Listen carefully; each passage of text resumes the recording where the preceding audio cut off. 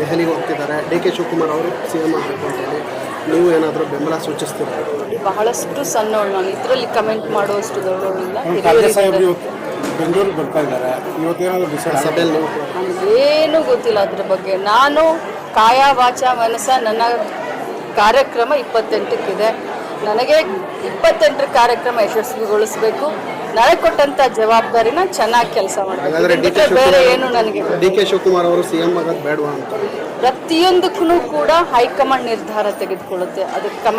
ಅದಕ್ಕೆ ಕಮೆಂಟ್ ಮಾಡೋದಾಗ್ಲಿ ಅಥವಾ ಅದಕ್ಕೆ ಏನಾದರೂ ನಾವು ವ್ಯಕ್ತಪಡಿಸೋದಾಗ್ಲಿ ಅದು ಅಕ್ಷಮ ಅಪರಾಧ ಅಂತ ನನ್ನ ಭಾವನೆ. ಸಚಿವ ಸಂಪುಟ ಪುನರ್ರಚನೆ ಬಗ್ಗೆ ಅದು ಕೂಡ ಹೈಕಮಾಂಡ್ ಬಿಟ್ಟಂತ ವಿಚಾರ. ಹೈಕಮಾಂಡ್ ಏನೇ ನಿರ್ಣಯ ತೆಗೆದುಕೊಂಡ್ರು ನಾವೆಲ್ಲರೂ ಕೂಡ ಅದಕ್ಕೆ ಬದ್ಧರಾಗಿರ್ತೀವಿ. Thank you. ದೆಹಲಿಗೆ ಹೋಗ್ತಿದ್ದಾರೆ. ಡಿ.ಕೆ. ಶಿವಕುಮಾರ್ ಅವರು ಸಿಎಂ ಆಗಬೇಕು ಅಂತ ಹೇಳಿ ನೀವು ಏನಾದರೂ ಬೆಂಬಲ ಸೂಚಿಸ್ತೀರಾ? ಬಹಳಷ್ಟು ಸಣ್ಣವಳು ನಾನು, ಇದರಲ್ಲಿ ಕಮೆಂಟ್ ಮಾಡುವಷ್ಟು ದೊಡ್ಡವಳಿಲ್ಲ.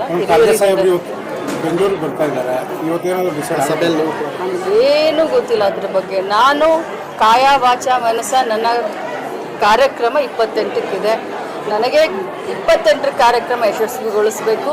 ನನಗೆ ಕೊಟ್ಟಂತ ಜವಾಬ್ದಾರಿನ ಚೆನ್ನಾಗಿ ಕೆಲಸ ಮಾಡಬೇಕು. ಬೇರೆ ಏನು ನನಗೆ ಡಿ.ಕೆ. ಶಿವಕುಮಾರ್ ಅವರು ಸಿಎಂ ಆಗೋದು ಬೇಡವಾ ಅಂತ ಪ್ರತಿಯೊಂದಕ್ಕೂ ಕೂಡ ಹೈಕಮಾಂಡ್ ನಿರ್ಧಾರ ತೆಗೆದುಕೊಳ್ಳುತ್ತೆ.